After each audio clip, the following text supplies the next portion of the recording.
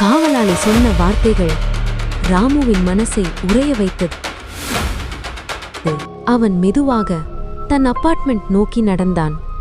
அந்த இரவு நடந்தது உண்மையா என்று யோசித்துக் கொண்டே வீட்டுக்குள் வந்ததும் பையை கீழே போட்டுவிட்டு சோஃபாவில் அமர்ந்தான். அந்த நேரத்தில் திடீரென்று லிஃப்ட் சத்தம் கேட்டது. ஆர்வம் அதிகரித்து ராமு கதவை திறந்து வெளியே பார்த்தான்.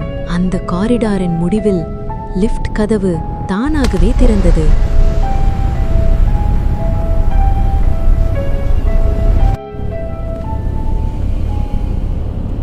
அவன் மெதுவாக லிஃப்டை நோக்கி நடந்தான்.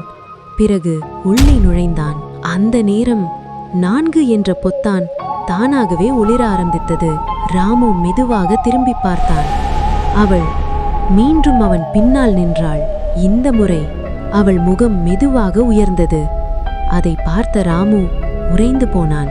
இந்த மர்மத்தின் முடிவு பார்ட் 3 பார்க்க தவறாதீர்கள். Like, share, subscribe.